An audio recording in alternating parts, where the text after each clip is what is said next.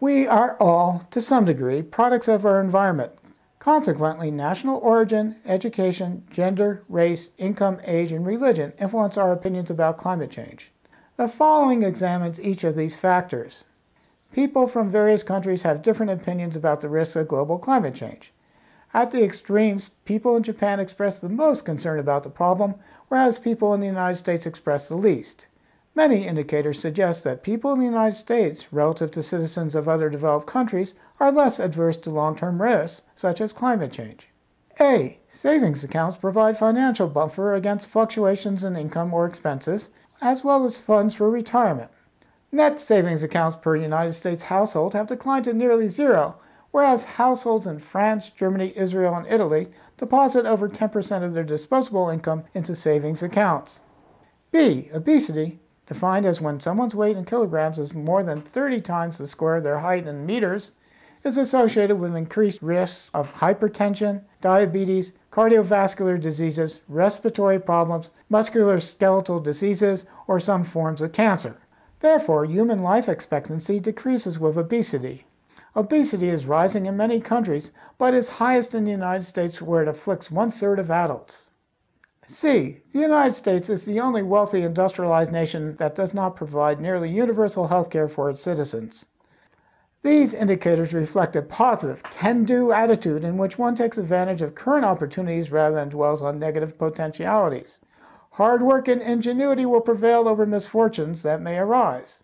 This attitude derives from the rapid upward and downward mobility of U.S. society, as well as its geographical mobility. It includes the American frontier spirit, the tension between civilization of a settlement and the savagery of a wilderness that fosters strength and self-reliance. Unfortunately, a can-do attitude or frontier spirit cultivates neither a long-term or global perspective. Countries such as France, Germany, and Japan, whose frontiers closed centuries ago, who have since weathered severe resource limitations, and who fought major wars on their soil in the 20th century, have become more risk-adverse than the United States. Their citizens save more, are less obese, have health care insurance, and higher unemployment benefits. In these countries, mitigation of climate change is a central issue of several political parties. Greenhouse gas emissions from these countries have diminished. The belief that human activities are responsible for global warming generally increases with education. In the United States, 51% of respondents with college degrees hold this belief, whereas 45% of those without degrees do.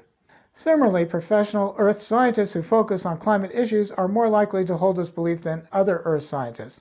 Indeed, 98% of professional climatologists who publish peer-reviewed research about climate change have concluded that human activity is a significant contributing factor in changing mean global temperatures, whereas only 47% of economic geologists have come to this conclusion.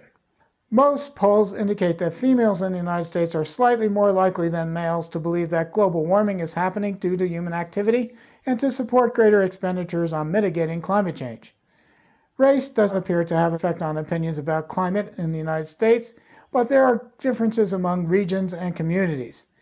In particular, respondents from urban communities in the northeastern and western United States were more likely to believe that humans are responsible for global warming. Belief that global warming is a very serious problem generally increases with income. This results in part from the relationship between income and education. Public opinion about the causes of global warming also varies with age. Young adults in the United States accept responsibility for global warming more readily than older people. 54% of 18 to 29-year-olds versus 37% for people over 65. Moreover, only 31% of 18 to 29-year-olds in the United States believe reports that global warming are exaggerated, whereas 47% of those over 65 believe so. In summary, number 1, most people express at least a fair amount of concern about global climate change, but this concern is waning. Number 2, human nature is not well suited for addressing the problem of global climate change because it is highly attuned to solve imminent, well-defined problems with clear solutions. Number 3, national origin, education, gender, race, income, age, and religion influence opinions about global climate change.